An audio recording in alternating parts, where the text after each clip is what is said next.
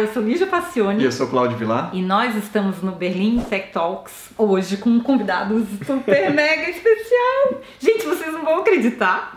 Eu vou até contar aqui uma historinha de como é que a gente trouxe esse moço pra cá. A gente fez um programa sobre a internet das coisas. Se vocês procurarem lá nos nossos arquivos, vocês vão achar. E uma das principais referências no Brasil é esse moço que está aqui do nosso lado, a Internet das Coisas.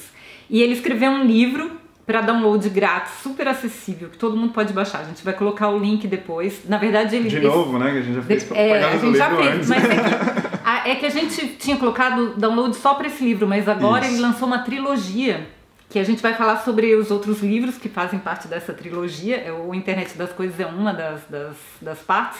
E aí eu comecei a acompanhar o Eduardo nas redes sociais, Eduardo Magrani, e aí descobri que ele estava em Berlim, gente. Olha que louco! E melhor coincidência possível. Não. E aí ele estava em Berlim, eu bem cara de pau, escrevi para ele, perguntei se ele não queria participar, e ele falou sim! E nós estamos aqui babando, felizes. Então a gente vai começar perguntando, pedindo para você contar um pouquinho da sua história, até você chegar em Berlim. Legal. Vocês estão com tempo, né? Temos um tempo. Bom, eu comecei a trabalhar com tecnologia bem cedo, já tem mais de 10 anos, porque eu fui estagiário na FGV, no Centro de Tecnologia e Sociedade. Você é advogado, né? Sou advogado. Isso que é o mais incrível, que é um advogado... Legal, né? Na área de tecnologia. O Tubo gostou dessa? Então eu comecei como estagiário no Centro de Tecnologia e Sociedade da FGV, que foi um dos primeiros think tanks em engenharia e tecnologia do Brasil. Hoje a gente tem vários em vários estados, mas o CTS da FGV foi um dos primeiros. Então eu comecei a trabalhar muito cedo com temas envolvendo marco civil da internet, liberdade de expressão online, proteção de dados pessoais no Brasil. Então os temas que hoje já são mainstream em direito digital começaram a ser de uma forma muito embrionária ainda, discutidos lá atrás. Isso a gente está falando de 2008, 2009, quando essa área começou a acelerar. Então eu segui na área acadêmica, de pesquisa, dando aula sobre isso, fazendo publicações. Feliz dia do professor. Hoje a gente não vai passar, a gente não sabe que data vai passar, mas a gente está gravando no dia do professor. É verdade, boa lembrança. Bom, então eu comecei na área acadêmica fazendo pesquisa sobre sistemas digitais, dando aula sobre direito e tecnologia, propriedade intelectual também. Então, desde cedo com esses temas de ponta, muito desafiadores, mas que na época eram muito pouco discutidos também. Então isso foi uma facilidade para mim para entrar de cabeça nessa área digital. Mas vocês têm que ter em mente que o cenário de direito digital no Brasil até 2008 era um artigo de perfumaria. No direito o pessoal gostava de direito tributário, de direito empresarial, as áreas clássicas do direito. Então direito e tecnologia as pessoas nem entendiam muito bem como era. E eu segui como professor e pesquisador da FGV durante quase 8 anos e depois eu saí da FGV para coordenar o ITS Rio, que é o Instituto de Tecnologia e Sociedade. Então coordenei toda a área de direito e tecnologia deles, depois de ter participado de muitos projetos, Marco Civil da Internet, a própria Lei Geral de Proteção de Dados Pessoais surgiu na FGV, então esse é um debate que tem mais de 10 anos também, e com várias atividades paralelas, dando aulas em diferentes institutos, advogando. Eu tenho um escritório próprio em propriedade intelectual e direito e tecnologia também. Sou pesquisador associado em diferentes institutos, estou no México. E aqui é o Adenauer, né? Aqui em Berlim? Isso. Eu estou contando a trajetória, você pediu? É muita coisa. Spoiler. É muita então, coisa. com diferentes atividades e ligados a diferentes institutos. E eu já estava fazendo algumas parcerias com a Konrad Adenauer no Brasil, que é uma instituição gigantesca, que tem vinculação com o governo alemão também. E eu estava fazendo a capacitação dos políticos no Brasil no tema de fake news e eleições. Que legal. Uau, isso é muito trabalho, necessário. Hein? Que trabalho. E é um tema que eu já falava há muito tempo. Eu tenho um livro chamado Democracia Conectada, que é de 2014, e que, se vocês abrirem lá o índice, está falando de polarização do debate político, radicalização dos discursos, gente. teoria de echo chambers, filtros bolhas nas redes sociais, tudo isso está lá. Só que em 2014 ninguém dava mínima para isso. Então o tema explodiu em 2018, 2019. Explodiu no pior sentido. Sim, porque... Mas às vezes a gente precisa disso para criar essa consciência verdade. crítica. Colocar na pauta política. Né? Claro, o que impulsionou a aprovação do Marco Civil da internet foram os escândalos do Edward Snowden. O que impulsionou a aprovação da Lei Geral de Proteção de Dados no Brasil foi o escândalo da Cambridge Analytica e o Brasil querer entrar na OCDE, entre outros fatores. Então, às vezes, a gente precisa dessas calamidades públicas para criar essa consciência crítica sobre determinados assuntos. Senso de urgência, né? Exatamente. Então, não teria um melhor timing para eu contribuir novamente nessa área de democracia digital do que agora, né? Para falar sobre dados pessoais em campanhas eleitorais, fake news, uso de bots em eleições. Agora a gente ainda está vendo os outputs do que aconteceu na Cambridge Analytica, nas eleições de 2018 no Brasil, só para citar as pessoas alguns casos. conseguirem também estimar o tamanho desse problema, né? Não só na parte política, mas as pessoas se conscientizarem do valor que elas têm em todo esse processo também. Né? Perfeito. Então, é isso. Então, como eu já fazia essa parceria com a Konrad Adenauer no Brasil, capacitando políticos nesse tema, eu recebi o convite para ser o pioneiro, o primeiro fellow global em direito digital, mas para fazer uma pesquisa aplicada aqui na Alemanha sobre uso de dados pessoais para fins eleitorais. Uau! E a Alemanha é perfeito para isso, né? É o lugar para isso. E eu gosto porque tem um incentivo muito forte à pesquisa também. Então, e um respeito também, né? Um respeito muito grande a pesquisadores, professores. Então você consegue sentir isso muito claramente aqui. Então o ambiente é muito favorável para você fazer uma pesquisa de ponta também em assuntos importantes. E como que se deu isso? Você foi convidado por causa desses projetos ou você aplicou um tipo de programa?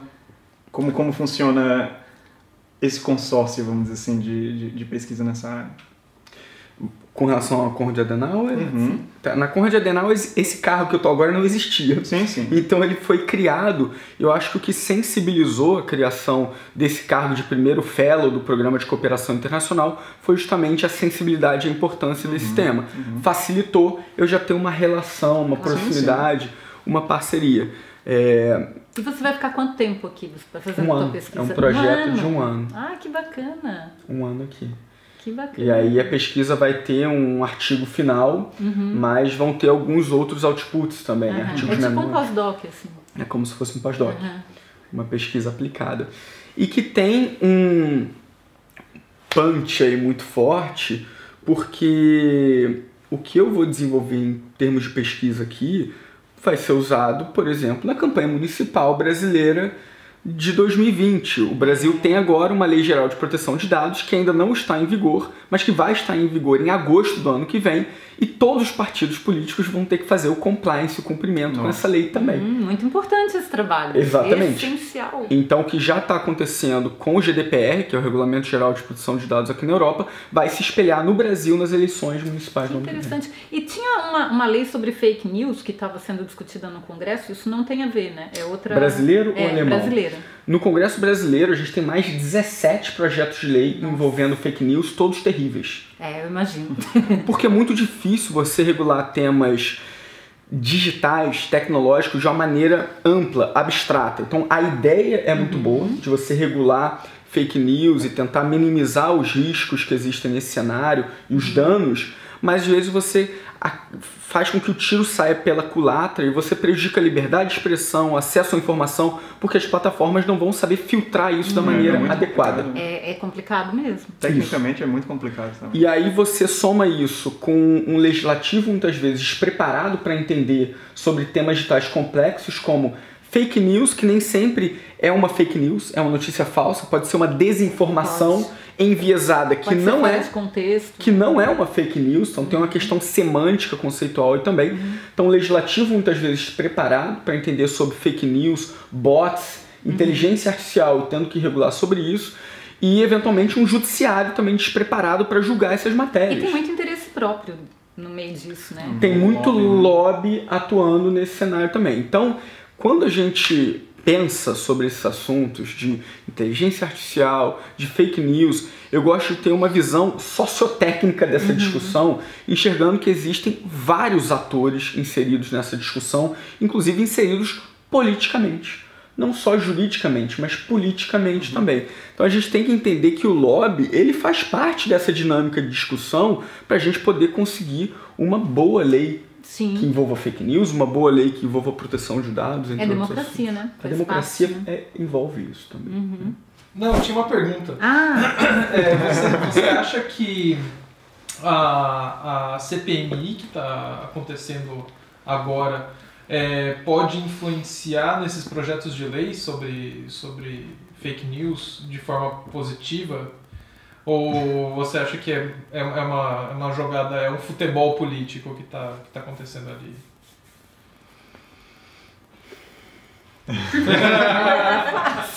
Quer cortar?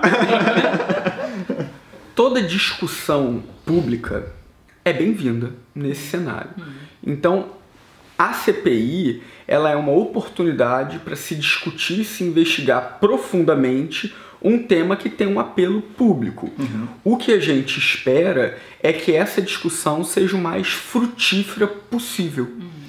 E nem sempre isso acontece em CPIs. Então, ainda que seja uma discussão pública, por conta de todas essas forças sociotécnicas que a gente estava discutindo aqui, eventualmente muitas discussões dão em água, não dão em nada, ou seja, poderiam ser muito frutíferas e acabaram não sendo. Então, que bom que existe hoje um lugar para essa discussão e essa investigação acontecer, e esperamos que seja o mais frutífera possível. E claro que para isso acontecer dessa forma, tem que ter uma atenção popular, tem que ter uma pressão popular. As pessoas têm que se engajar nisso, entendendo que diz respeito a cada um dos cidadãos brasileiros. Tem impacto sobre todo mundo, né? Exato. E esse ainda é o primeiro tijolinho que a gente tem que construir, que é esse awareness, né? O que eu tenho a ver com isso, né? O que começou a acontecer agora com dados pessoais. Depois de todos esses escândalos, as pessoas entendem que hoje, quando uma pessoa na farmácia pede o seu CPF, o seu número do plano de saúde, muita gente questiona.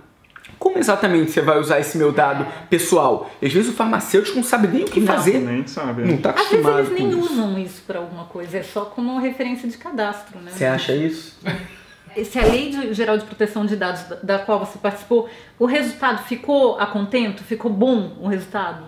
Sim, quando a gente coloca na balança, esse saldo ele é positivo, porque o Brasil foi um dos últimos países na América Latina a ter uma Lei Geral de Proteção de Dados. A gente já tinha o GDPR em vigor na Europa, que teve um efeito viral, com uma aplicação, inclusive, extraterritorial, né, para empresas que tratam dados GDPR, só explica para as pessoas que estão assistindo. Eu já tinha até explicado antes, mas é o Regulamento Geral de Proteção de Dados da União Europeia, que se aplica para tratamento de dados de europeus ou tratamento de dados que E teve um impacto bem forte dentro das empresas. Gigantesco, porque ainda que você esteja fora da Europa, se você trata dados europeus, você está sujeito ao GDPR. E ainda que você seja uma empresa estrangeira, se está tratando dados no território europeu, também se aplica o GDPR. Então é uma regulação bastante compreensiva de proteção do titular dos dados pessoais e que espelhou a legislação brasileira, a LGPD. E ficou, então... E ela vai entrar em vigor, você disse, em agosto? Agosto de 2020. O saldo é positivo. E aí a gente tem que lembrar tudo que a gente discutiu também no bloco anterior, que são as forças de lobby, as forças políticas atuantes. Então nunca dá pra gente ter a legislação perfeita. Claro. A gente tem a legislação sempre possível. E o saldo é positivo. A legislação ela vai ser para qualquer pessoa no Brasil. Tipo, qualquer pessoa no Brasil vai ter direito de pedir seus dados para qualquer outra empresa, ou tem algum limite no início da implementação dessa lei? O curioso é que com a legislação brasileira, a gente não tem um limite de que ela só se aplica a empresas grandes, com mais de 5 mil funcionários. Não, isso é diferente da legislação europeia. A legislação europeia tem uma aplicação diferente. No Brasil, tanto startups de 5 pessoas até grandes empresas como Google, Facebook, têm aplicação da GDPR na íntegra. A Autoridade Nacional de Proteção de Dados pode vir a regular isso. E no dia a dia das pessoas, exceto o fato de que eu posso me negar a dar o meu CPF, por exemplo, se uma loja pedir. Esse seria um exemplo. O tratamento de dados pessoais, ele vai depender da base legal usada. Então, a própria legislação brasileira traz como uma das principais bases legais o consentimento. Então, para tratar o seu dado pessoal, a empresa precisa pedir o seu consentimento e essa informação pessoal tem que estar dentro de algo necessário para a prestação daquele serviço ou para aquele produto. Mas existem outras bases legais também. Então, poderia recolher esse seu dado pessoal e justificando isso com legítimo interesse, que é uma outra base legal diferente do consentimento. E nesse caso nem precisaria do consentimento. Mas aí a gente já entraria em um debate mais técnico. Então tem várias... que basicamente, tem várias bases legais. Basicamente na Alemanha, no meu caso, qualquer consumidor que tenha feito algum cadastro, não sei o que, tem o direito de ter todos os dados. A gente tem que mandar um arquivo, um zip com todas as informações que a gente coletou, o porquê, um relatório do porquê a gente usou aquela informação. E se houver qualquer necessidade de deleção da informação também, eu quero remover todos os meus dados da empresa. A empresa inteira tem que se organizar para e assim, são problemas gigantescos que você só pensa depois que a lei está lá, né? É verdade. O que a gente está vendo, na verdade, com essa lei é uma mudança de mentalidade. Então as empresas ainda não têm todo o controle do fluxo de dados a partir dessas informações, não têm o controle para evitar vazamento de dados, caso haja um vazamento, comunicação rápida dos usuários. Então a LGPD, a semelhança da GDPR aqui na Europa, vai provocar essa mudança de mentalidade. Isso já está acontecendo, as pessoas estão cada vez mais conscientes do valor que os dados pessoais têm hoje nesse mundo de dados que a gente já começa a viver. Culturalmente os alemães têm mais esse cuidado do que os brasileiros. Sim, né? Existe uma diferença cultural realmente. Na América Latina, de uma forma geral, a gente tende a introduzir novas tecnologias de uma maneira muito acrítica, olhando muito mais para o lado da comodidade, do uso, ou até uma espécie de fetichização da tecnologia. Então é cool eu ter um smartwatch, é cool eu ter um robô dentro da minha casa, e eu não sei muito bem a que riscos eu estou sujeito, mas eu simplesmente trago isso para dentro da minha própria casa. Já em países como a Alemanha, as pessoas só vão introduzir uma nova tecnologia dessa para dentro de casa no momento que elas souberem exatamente a que riscos que elas estão sujeitas. E até a exposição da vida pessoal é diferente. Tem uma outra relação com a privacidade, e a gente tem isso muito diferente na América Latina. Mas você citou alguns direitos dos titulares que tem aqui na Alemanha por conta do GDPR, mas que estão na nossa LGPD também. E muitas empresas e órgãos públicos, porque a nossa lei se aplica a ambos, não estão preparadas para garantir esses direitos titulares. Então o direito de que dados exatamente estão sendo coletados, armazenados, para onde estão sendo transferidos, o direito de portabilidade. Vou poder pedir todos os dados a meu respeito para levar para um concorrente, e dados enviados de forma estruturada, você sabe do que eu estou falando. Direito de explicação para decisões algorítmicas, automatizadas. Então, direito de exclusão dos dados, terminado uma relação contratual que você mencionou, está na nossa lei, assim como no GDPR, mas já estava no Marco Civil da Internet. Mas peraí, que agora eu fiquei... Eu posso pedir para o Facebook me dizer qual é o algoritmo, que critérios o algoritmo está usando para me mostrar as coisas? Porque eu entendi isso agora. Ou eu entendi errado? Se houver uma decisão tomada por máquinas, algoritmos, e que isso seja de certa forma importante na sua vida, você vai ter o direito de pedir uma explicação. Na redação original da lei, tinha lá inclusive que essa explicação teria que ser dada por uma pessoa natural. Mas isso acabou de ser vetado, foi retirado e não está mais no texto final da lei. Pode ser o próprio algoritmo se auto-explicando para você e a gente reza para ele conseguir se explicar direitinho. Mas é complicado, porque o algoritmo é um segredo, é um segredo do negócio. Existe muita pesquisa nessa área também, né, na área de inteligência artificial, de como fazer interpretação das decisões dos modelos.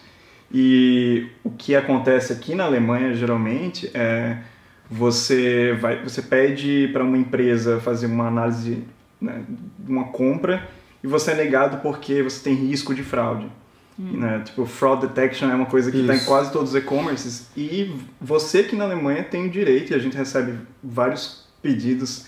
Eu quero saber por que eu não fui selecionado. Que critérios? Que critérios vocês utilizaram para que eu não consiga fazer uma compra utilizando o site de vocês. E às vezes a gente tem que pegar o vetor destrinchar quais são, para aquele específico cliente, a gente desconstrói o modelo até dizer, olha, a decisão foi porque você está num CEP, né, de tal região e as 2 últimas compras que você teve no site você retornou e o algoritmo reconhece você como um fraudador, vamos dizer assim, de pagamento. Sim, só que os algoritmos estão ficando cada vez mais complexos também. Então hoje a gente tem algoritmos com machine learning, deep learning, redes neurais, e o que as pessoas falam vai ser cada vez mais difícil uma pessoa natural conseguir explicar como exatamente um algoritmo complexo está tomando determinadas decisões. E viés do algoritmo para preconceito, para racismo, para... Então, por exemplo, imagina que eu queira entrar como consumidor de uma fintech, muitas vezes quem toma a decisão do meu grau de risco para essa empresa é o algoritmo. E é cada vez mais difícil uma pessoa natural explicar isso. E é por isso que esse trechinho pessoa natural saiu. Porque disseram, se a gente for obrigado a colocar uma pessoa natural para explicar, pode ser impossível. E aí você mina a inovação, mina o avanço da inteligência artificial. Agora a gente vai falar um pouquinho sobre a trilogia que foi lançada recentemente, que se chama Democracia, Hiperconectividade e Ética. Nossa, mais atual é impossível, né? E é uma trilogia sobre cultura digital. Olha que coisa interessante. Então, o primeiro livro da trilogia fala sobre democracia conectada. Fala um pouquinho sobre esse primeiro livro. Essa trilogia ela é composta pelos livros Democracia Conectada, A Internet das Coisas e o Entre Dados e Robôs. E tem uma sequência em termos de narrativa muito interessante. Primeiro que o livro Democracia Conectada, ele vai falar como as novas tecnologias podem ser usadas para reduzir déficits democráticos, déficits de representatividade. Hoje a gente tem o sistema representativo em xeque e todas as plataformas que poderiam ser usadas para o engajamento mais direto com o eleitor estão ao alcance da mão, mas muitas vezes não são usadas. As pessoas não conhecem as plataformas, não se engajam com anteprojetos de lei. Então, de um lado é isso. E de outro lado, esse livro vai falar sobre os desafios que a gente tem na área de democracia digital. Então, o excesso de informação é um primeiro grande desafio. Como a filtragem de conteúdo por algoritmos pode ser enviesada, que foi o que você mencionou também. Possibilidade de polarização do debate, radicalização do discurso, isso tudo. Então isso tudo é tratado no Democracia Conectada. Dos 3 eu só li inteiro o Internet das Coisas, então eu tenho uma pergunta sobre Democracia Conectada. Qual o peso de a gente ter eleições informatizadas no Brasil? Nosso voto ser digital, isso urna eletrônica? Urna eletrônica, exatamente. Isso faz diferença com relação, porque aqui na Alemanha não é assim, né? Deve ter algum motivo para isso, né? Pois é, então é isso que eu queria dizer. Nos Estados Unidos o voto é em papel. Também, pois ainda. Então, por que em países tão avançados o voto é ainda em papel e no Brasil? Por quê? E aí o próprio TSE já promoveu alguns hackathons. E tem um ex-professor da UNB. Você quer que eu fale sobre isso? Um amigo meu. Que é o Diego Aranha. Ele foi responsável na Dinamarca. Virou professor aqui na Europa. Porque ele foi uma das pessoas que conseguiu invadir a urna eletrônica. E aí você encontra várias notícias na imprensa com o próprio Diego Aranha dizendo o quão vulnerável é a urna eletrônica no Brasil. Então, quando você fala isso e percebe que não houve uma evolução muito grande no sistema informacional das urnas eletrônicas, você para e pensa, poxa, aqui o processo democrático está em xeque de certa forma. Porque todo o trabalho de conscientização e tudo vai por água abaixo. Você tem a polarização, né, em termos de camada social, e depois o último filtro de democracia que te resta, que é o voto secreto, e aí quebra ainda tudo, pode ser... gente. Aí é complicado demais. Pode ser quebrado, né? Isso. Não confiável. Assim. Exato. Então, um pilar tão importante do processo democrático tem suas vulnerabilidades. Né? Então tem mesmo. Vamos afirmar que a votação foi manipulada? Não. Mas já foi provado que ela é muito vulnerável? Sim. E isso é uma coisa interessante, porque uma frase que eu coloco no livro de Internet das Coisas é: tudo que está conectado é vulnerável. em maior ou menor grau, e ponto. Então, se a urna é conectada, ela é vulnerável. A gente só tem que discutir em que grau. E aí, para isso, a gente precisa de pesquisadores do quilate do Diego Aranha, que é para criar essa consciência crítica. Com que tipo de robô a gente está lidando com um pilar democrático tão importante? Né? Então, esse livro ele fala sobre esses desafios. E ele é um livro com uma dose de otimismo, porque ele começou a ser rascunhado ali em todo o afã dessa época de democracia digital, inspirado na teoria do Lawrence Lessig, do Yochai Benkler, esses grandes magos que a gente tem na área digital, mas na área digital no Brasil a gente tomou um caminho contrário.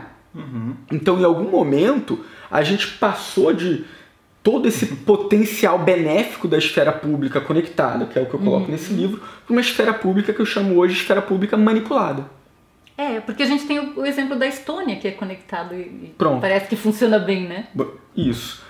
Integrando vários serviços no ambiente online, etc. O cidadão eletrônico da Estônia e tantos outros. Então, no Brasil, a gente optou por um outro caminho, e não foi o caminho mais positivo em termos de democracia digital. Então, hoje, colocando na balança, no Brasil a gente é muito mais manipulado pela esfera pública digital do que a gente realmente está se beneficiando participando e se beneficiando de todas essas ferramentas. Por isso que tem que discutir, estudar, pesquisar cada vez mais para tentar mudar isso aí, né? Exato. Eu acho que o movimento bem legal que teve, que eu acho que ainda está acontecendo, é essa turma do Transparência Hacker, que eles usam a lei de acesso à informação para raspar, para pegar essas informações que são públicas e gerar uma visualização diferente. Tipo, quanto da verba que foi cadastrada pelo deputado foi usado para restaurante. E formam gráficos. O projeto Serenata de Amor, por exemplo, maravilhoso. O Írio, que é o responsável pelo projeto, mora em Berlim agora. Talvez venha para cá também fazer entrevista. Agora já foi. E, nossa, é um projeto fantástico também. É um projeto que visa usar os dados que são públicos de uma forma mais, né? mais crítica, próxima da sociedade, né? Sem dúvida. Se vale do melhor da tecnologia, né, para uma finalidade pública super importante. Mas, gente, esse primeiro livro, leiam, ninguém tem desculpa para não ler, porque é de graça, é só baixar, a gente vai colocar o link. E aí tem o Internet das Coisas, que é o que a gente fez o programa sobre isso. Mas você é muito bem-vindo para complementar, porque obviamente a gente não é você, né? Bom, o Internet das Coisas, ele vai primeiro trazer os conceitos dessa área, então vai falar sobre o que é a Internet das Coisas, que é um termo guarda-chuva ainda em construção. É verdade. E é importante a gente ter isso em mente. Significa muitas coisas. Pode significar muitas coisas. Tem um colega meu da área de governança da internet, que é o Cláudio Lucena, ele gosta de chamar Internet dos sensores. Então, eu gosto de chamar de Internet das Coisas, que é um... Porque tem atuadores também, né? Claro. Não são só sensores. Claro. Eu acho que tem outros fatores nesse cenário que eu estou enxergando. Então, nesse cenário de Internet das Coisas, que é um termo guarda-chuva, eu incluo algoritmos, sensores, tratamento de Big Data, inteligência artificial... E não só sensores. Né? Então a gente tem um tema guarda-chuva aí para discutir várias questões. E aí nesse livro eu trago esses conceitos basilares e eu vou falar sobre o impacto social e econômico da Internet das Coisas no Brasil e trazer os riscos também. Os riscos de cibersegurança. As pessoas ainda não têm muita consciência sobre isso, então eu trago casos interessantes como a iniciativa InSecCam, de Insecurity Camera, em que as pessoas compram a $10 uma câmera de vigilância, nunca trocaram a senha, então nesse site tem centenas de câmeras hackeadas que conseguiram ser hackeadas porque todas tinham a senha 1234 ou admin 1234.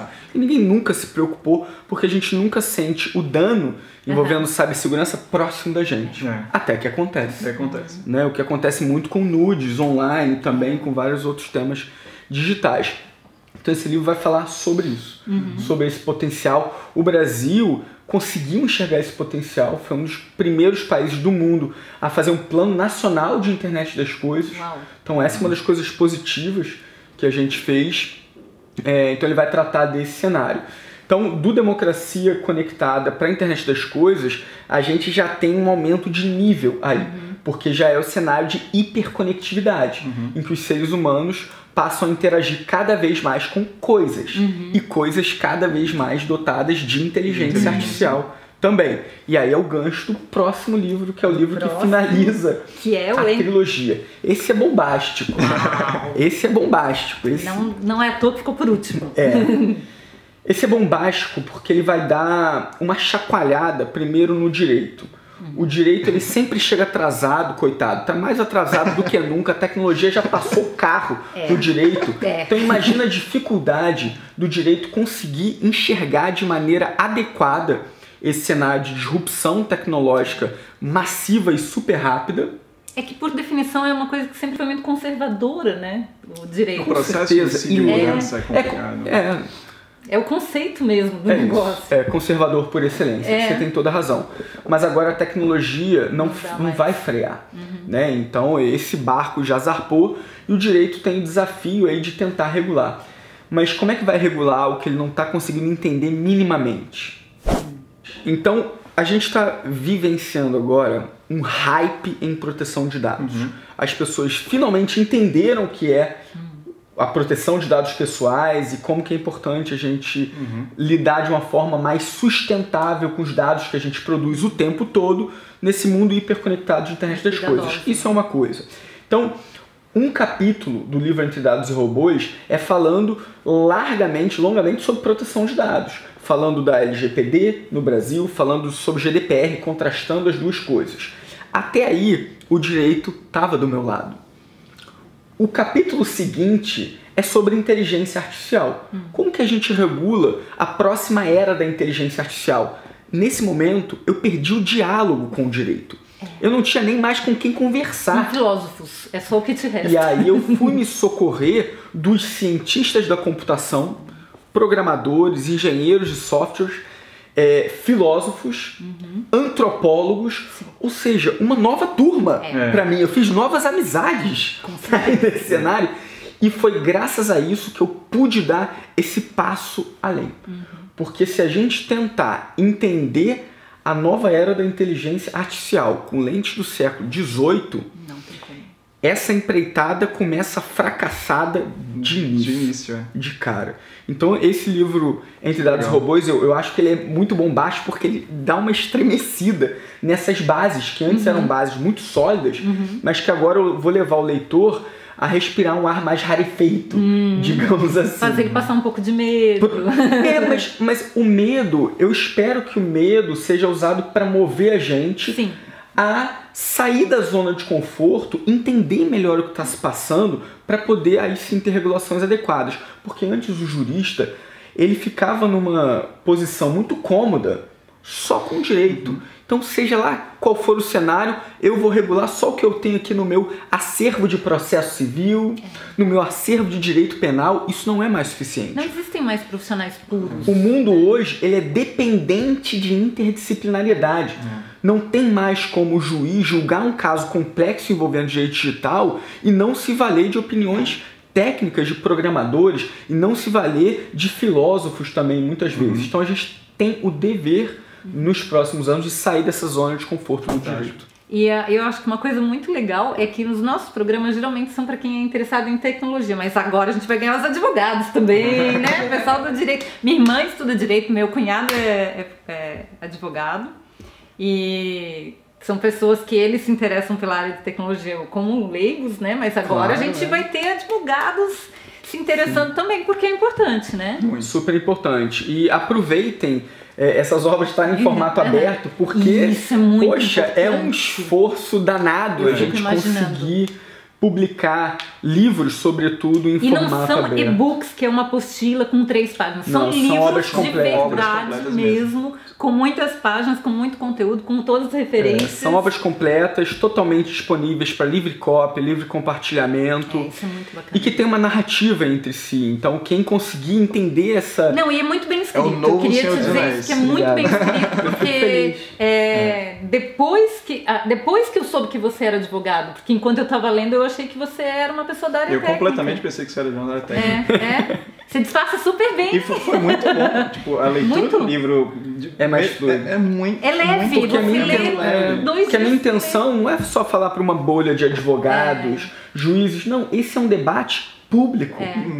Então o nosso desafio é capacitar as pessoas para esse debate que toca a todos. É o nosso interesse mesmo. Muito, nossa. Maravilha. Não sei nem como agradecer. Pra mim é uma honra legal, gigantesca. Muito bacana. Eu espero que vocês tenham gostado. A gente já era fã do Eduardo, agora que vai ganhar outros.